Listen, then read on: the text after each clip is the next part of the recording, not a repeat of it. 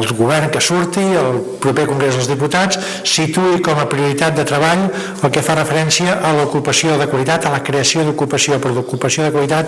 i polítiques que permetin lluitar contra l'atur. En aquest sentit, entenem que caldrà necessàriament que el Congrés dels Diputats, una de les primeres feines que tindrà sobre la taula, revisar la reforma laboral que es va aprovar farà cosa d'un any i pocs mesos, revisar-la en la mesura que ja hi ha una iniciativa legislativa popular entrada en el Congrés dels Diputats, que pel fet de l'avançament de les eleccions està en aquests moments congelada, a tot el paquet de lluita contra la pobresa. A Catalunya en aquests moments més del 20% de les persones estan ja en una situació de pobresa. I sabem que en aquesta situació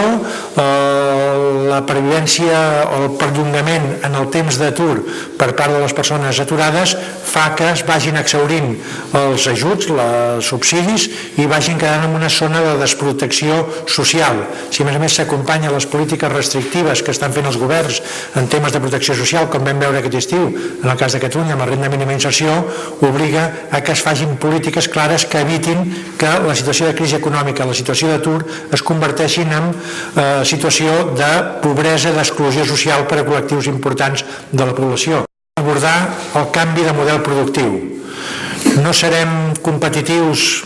perquè tinguem costos laborals més baixos, no serem competitius perquè tinguem els pressupostos equilibrats, serem competitius en la mesura que siguem capaços d'intervenir en l'estructura econòmica del nostre país, equilibrant els diferents sectors productius, innovant els processos productius, innovant l'organització. Que la sortida de la crisi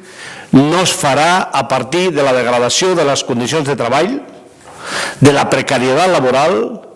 de la manca d'inversió pública, del retall amb els serveis públics, retall per tant de l'estat del benestar, o no es farà negant el dret a l'habitatge o no abordant el greu problema de desnonament que hi ha un dia sí i un altre també a les nostres ciutats, als nostres pobles. Aquesta la sortida de la crisi no la farem a partir d'encara rebaixar més els impostos. Aquest és un país que necessita un canvi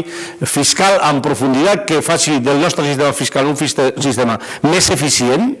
amb el sentit de que no continuem tenint aquestes bosses de frau,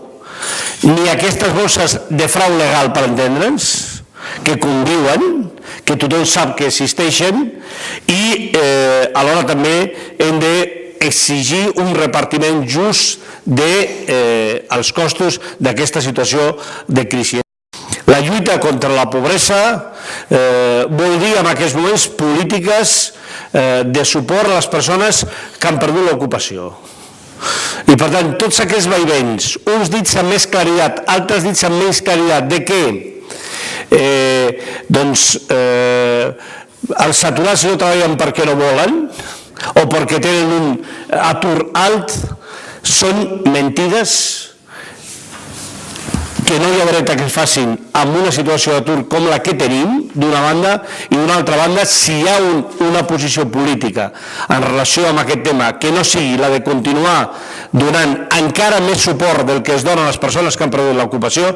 els partits tenen l'obligació d'explicar-lo a la ciutadania abans del 20 de novembre perquè la gent, quan vagi a votar, tingui la certesa de que està votant en relació a unes propostes concretes.